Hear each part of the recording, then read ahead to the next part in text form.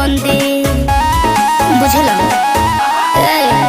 जानू बड़ा बाबा बंदी ना बात कर गंदी कुल बंद बाबा जार भइल बाटे बंदी जहिया पापा जी के हाथ पकड़ा जइबो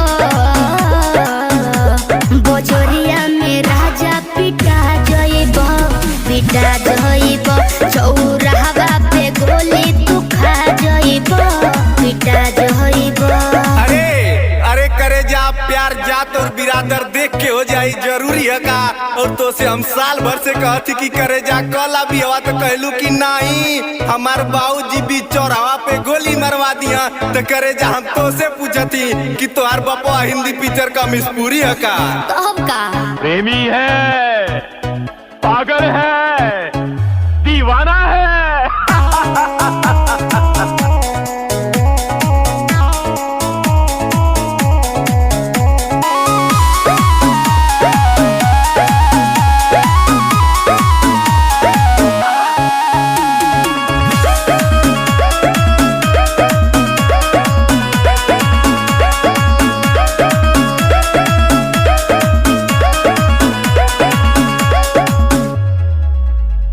मुँह बनी आवे लगाओ में मुछिया तू ऐठे लताओ में भयबो देखी के बेरी बेरी किरचे रहे लयतना भाव में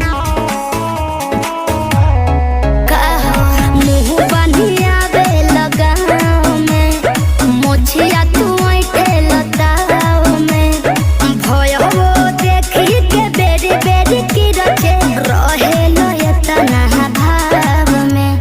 करे जा अल्लाह अपने भयो के बारे में सुना बोला।